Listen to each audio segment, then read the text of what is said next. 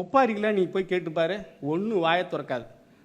நான் எங்கள் பகுதியில் இன்னமும் கும்மி பாட்டாக இருந்தாலும் ஒப்பாரி வயசானது கூட என்கிட்ட தான் ஒப்பாரி கேட்கும்.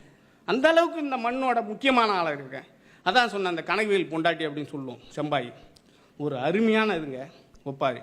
மாசி பனி பேயும் எனக்கு மகடன் ஜம்பா நெல் விளையும், இன்னைக்கு மாசி ராசா பெத்த புள்ள, இன்னைக்கு என்ன மதிக்க இடம் இல்லைன்னு இந்த மடுவுலையும் தள்ளு நீங்க, இந்த மடுவை விட்டு மேலே வர எனக்கு ஒரு மாமா அங்கே ஆகும் அப்பா.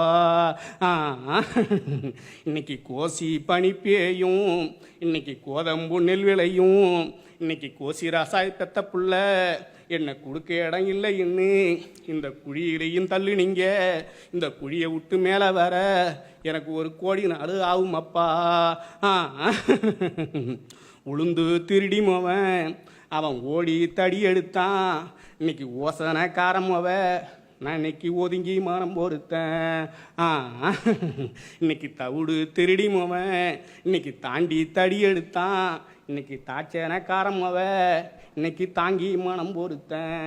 எப்படி பாருங்க, உளுந்து திருடி மோவன் ஓடி தடி எடுத்தான், அடிக்கிறதுக்கு தடி எடுத்தான். ஓசனைக்காரமவ எங்கள் அப்பா ஓசனைக்காரன், அப்படி ஓசனைக்காரன் முதல் நான் ஒதுங்கி மனம் பொறுத்தேன்.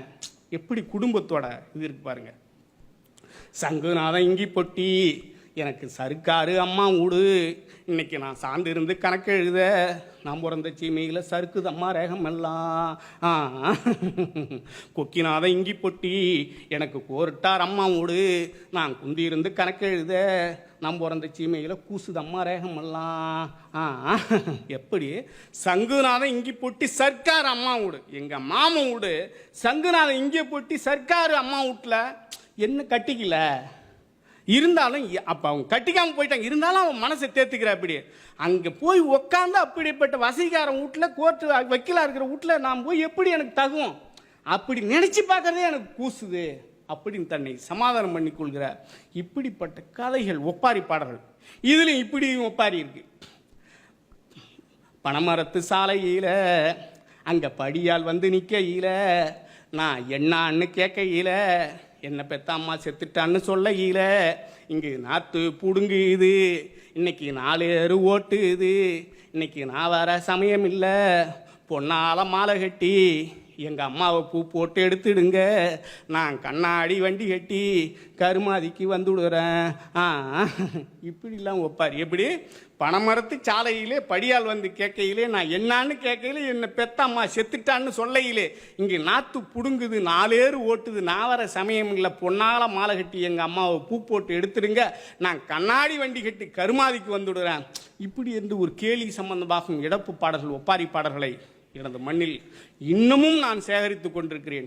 என் படைப்பு கதை, கவிதை, நாவல், நடுநாட்டு சொற்கள், நடுநாட்டு நம்பிக்கைகள், நடுநாட்டு கதை பாடல்கள் என தொடர்ந்து நான் பாட்டுங்க.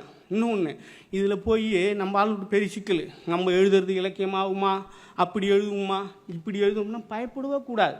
அதுவும் இப்போல்லாம் பார்த்தீங்கன்னா ஒரு சில குறிப்பு எழுதும், மெட்டாபிசிக்கல், போஸ்ட் மாடர்னிசம், சரியலிசம் அப்படின்லாம் சொல்லுவான். இதெல்லாம் எதுவுமே நீங்கள் கேட்கக்கூடாது. பின்னவனித்தும் அது இது இதெல்லாம் என்னன்னா கத்தையாக மாமா பெருசில் புத்தகம் போடுவான். என்ன காரணம்னா சாமானியன் எழுத்தில் அதை பார்க்க, இல்லை மாமா பெருசில் போட்டால் தான் எழுத்தாளர்னு ஒத்துப்பான் போல் இருக்கு, இது என்னமோ சொல்கிறானே இதெல்லாம் நம்மளால் எழுத முடியுமா அப்படிலாம் யோசிக்கக்கூடாது.